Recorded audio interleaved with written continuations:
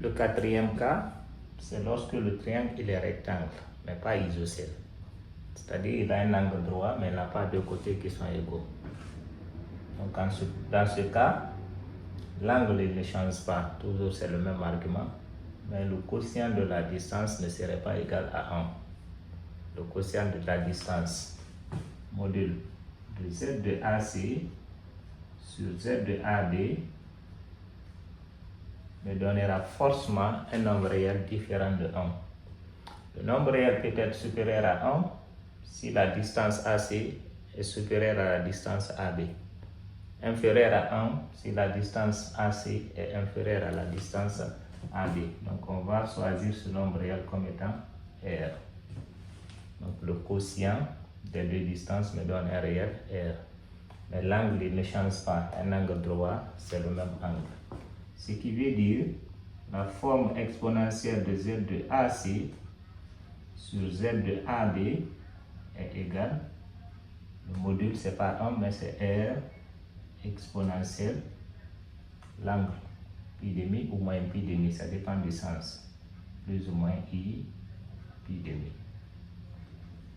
Je l'écris sous forme exponentielle R facteur cosinus de l'angle plus ou moins pi demi plus I sinus de l'angle plus ou moins pi demi.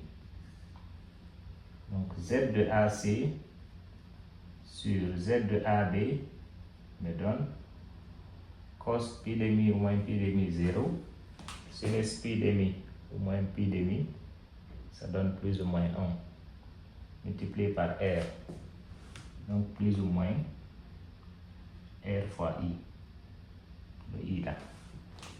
Et ce nombre complexe, au niveau des nombres complexes, c'est une forme algébrique, mais qui n'a pas de partie réelle. La partie réelle est égale à 0, donc on dit qu'il est imaginaire pur. Ce qui veut dire qu'il prend la forme Z de AC sur Z de AB égale à IB.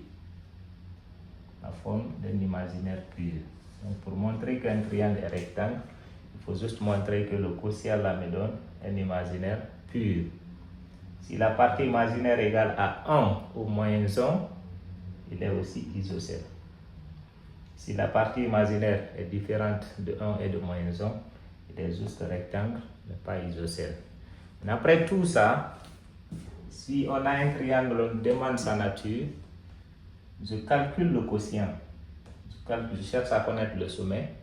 Je calcule le quotient Z de AC sur Z de AB.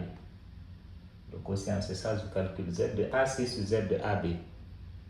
Je connais le sommet. J'oriente les deux vecteurs, l'angle formé par les deux vecteurs, l'arrivée sur le départ, c'est ça je calcule. Si ça me donne ici 1, expo de n'importe quel angle, le triangle il est isocèle.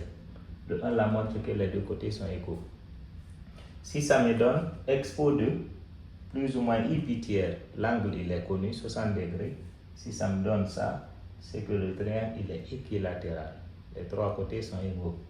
Et si ça me donne plus ou moins I, le triangle il est rectangle et isocèle. Imaginaire pur. L'argument d'un imaginaire pur c'est pi demi, au moins pi demi. Donc l'angle droit existe en ce moment. Maintenant, si la partie imaginaire est 1 ou moins 1, il est encore isocèle. Si ça me donne un imaginaire pur de telle sorte que la partie imaginaire est différente de 1 et de moins 1, en ce moment je dis que le triangle il est rectangle. Si ça ne donne aucun de ces cas, c'est en ce moment qu'on dit que le triangle il est quelconque.